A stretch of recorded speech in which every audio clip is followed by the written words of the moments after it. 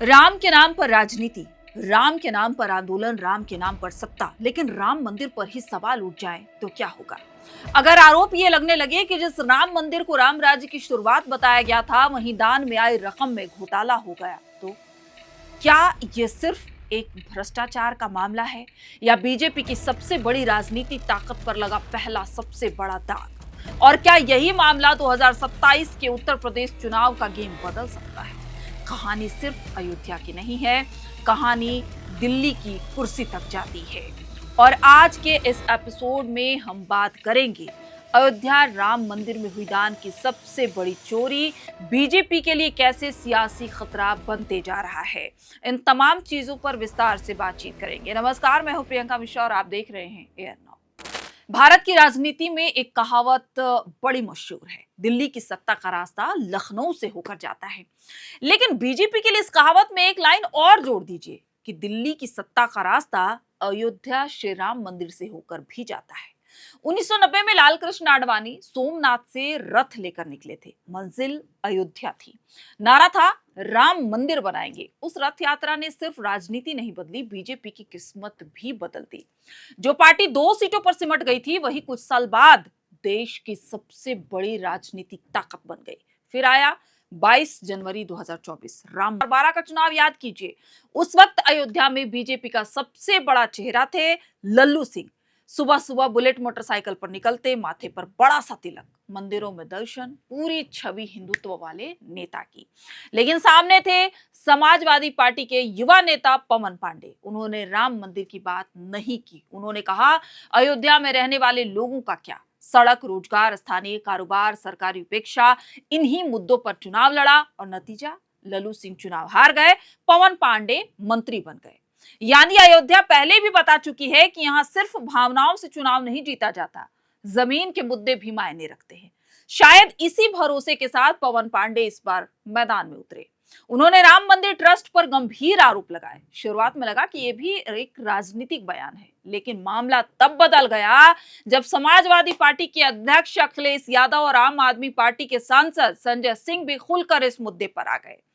अब सवाल सिर्फ आरोप का नहीं था, सवाल था क्या वाकई कुछ गड़बड़ी हुई है। इसी बीच अयोध्या से आने वाली दूसरी आवाजों ने इस विवाद को और हवा दे दी।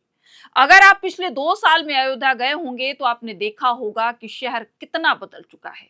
चौड़ी सड़कें, फ्लाईओवर, आलीशान होटल, करोड़ों का निवेश, हर तरफ निर्माण। लेकिन कैमरे के पीछे एक दूसरी कहानी भी है। स्थानीय लोग कहते हैं शहर हमारा है, लेकिन कमाई बाहर वाले कर रहे हैं। दुकानें बाहर वालों की, होटल बाहर वालों के, बड़े ठेके बाहर वालों को और फैसले भी बाहर वाले ले रहे हैं। यही बाहरी बनाम स्थानीय वाला नैरेटिव धीरे धीरे राम मंदिर ट्रस्ट तक पहुंच गया। लोगों का कहना था कि ट्रस्ट में फैसले लेने वाले ज्यादातर दिल्ली से आए हैं। स्थानीय संत हैं, लेकिन सिर्फ नाम के, असली ताकत उनके हाथ में है ही नहीं। और यहीं से विवाद सिर्फ दान का नहीं रहा, भरोसे का बन गया। राम मंदिर ट्रस्ट में कुल 15 सदस्य हैं, इनमें से 12 की नियुक्ति केंद्र सरकार ने की। महासचिव बने चंपत राय। निर्माण समिति की जिम्मेदारी भी उन्हीं के पास थी। लेकिन विवाद बढ़ते ही चंपत राय और ट्रस्ट के दूसरे सदस्य अनिल मिश्रा ने इस्तीफा दे दिया और यहीं से विपक्ष को वो मौका मिल गया जिसका विपक्ष लंबे समय से इंतजार कर रहा था। अब सवाल सिर्फ ये नहीं कि दान का पैसा गया कहां। आम आदमी पार्टी के सांसद संजय सिंह दस्तावेज लेकर प्रेस कॉन्फ्रेंस करने लगे। कांग्रेस ने भी हमला तेज कर दिया। संसद के मॉनसून सत्र से पहले ही यह साफ हो गया कि यह मामला सिर्फ अयोध्या तक नहीं रहेगा, इसकी गूंज दिल्ली तक जाएगी।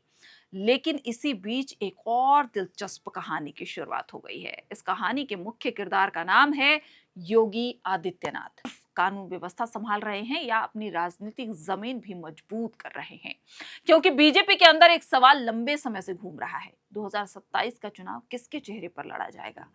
आज बीजेपी के नरेंद्र मोदी सबसे बड़े नेता हैं, अमित शाह भी हैं, लेकिन राज्यों में अगर किसी मुख्यमंत्री का राष्ट्रीय कद सबसे बड़ा माना जाता है तो वो योगी आदित्यनाथ हैं। अगर 2027 का विधानसभा चुनाव भी योगी के नेतृत्व में जीत लिया जाता है तो उनका राजनीतिक कद और बढ़ेगा। इसलिए कुछ विश्लेषक मानते हैं कि राम मंदिर विवाद में योगी का रुख सिर्फ प्रशासनिक नहीं, राजनीतिक भी है। अब आइए कहानी के तीसरे किरदार पर बात करते हैं, जो आरएसएस है। राम जन्मभूमि आंदोलन राष्ट्रीय स्वयंसेवक संघ और विश्व हिंदू परिषद के सबसे बड़े अभियानों में से एक था। चंपत राय वर्षों तक बीएचपी से जुड़े रहे, इसलिए सवाल उठना स्वाभाविक था कि क्या संघ भी इस विवाद की जिम्मेदारी लेगा। लेकिन संघ ने साफ दूरी बना ली। संघ के नेताओं का कहना है कि जो लोग संगठन छोड़कर किसी ट्रस्ट या संस्था में जाते हैं, उनके फैसलों की जिम्मेदारी संघ की नहीं हो रहती। हालांकि कुछ संघ पदाधिकारियों ने यह भी माना कि पिछले कुछ समय से मंदिर प्रबंधन को लेकर शिकायतें मिल रही थी, यानी आधिकारिक तौर पर दूरी, लेकिन परेशानी साफ नजर आ रही है। अब सबसे बड़ा सवाल, क्या ये बीजेपी के लिए वैसा ही झटका बन सकता है जैसा 2024 में अयोध्या की सीट हारना था? याद कीजिए, राम मंदिर बनने के बावजूद बीजेपी अयोध्या लोकसभा सीट हार गई थी। प्रधानमंत्री मोदी वाराणसी से जीते जरूर, लेकिन जीत का अंतर पहले के मुकाबले काफी घट गया। उस समय राजनीतिक विश्लेषकों ने कहा था कि स्थानीय नाराजगी, जमीन अधिग्रहण, मुआवजा और बाहरी बनाम स्थानीय की भावना ने बीजेपी को नुकसान पहुंचाया।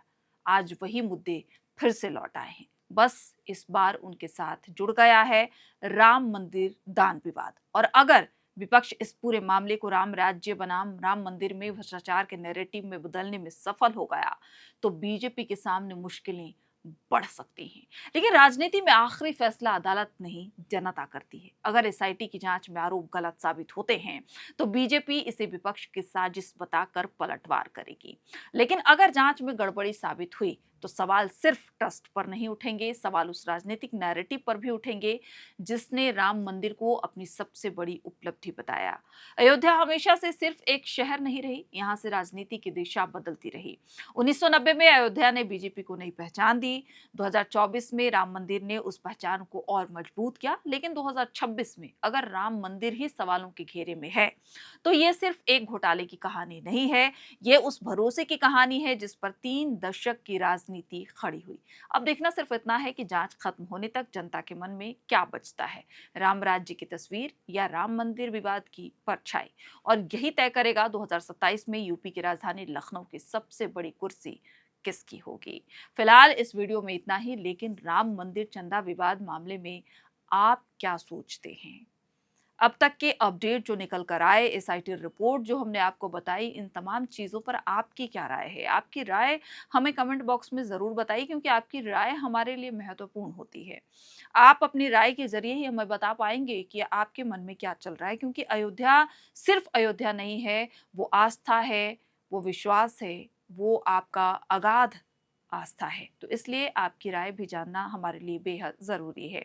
आप अपनी राय हमें ज़रूर भेजिए और अगला जो एपिसोड होगा उसमें हम कोशिश करेंगे कि आपकी राय को भी हम जरूर शामिल करें। तब तक के लिए देखते रहिए अनौ। आप सभी का बहुत बहुत शुक्रिया। FRP pressure vessels are made using fiber reinforced plastic, a powerful combination of high strength glass fibers and corrosion resistant resin. At Duraplast, we manufacture these vessels using advanced filament winding technology. Layer by layer, resin-coated glass fibers are precisely wound over a rotating mold, creating a structure that is lightweight, high strength, and built to handle pressure. The result? Superior corrosion resistance, longer lifespan, lower maintenance costs for industries that demand performance without compromise. For customized FRP pressure vessel solutions,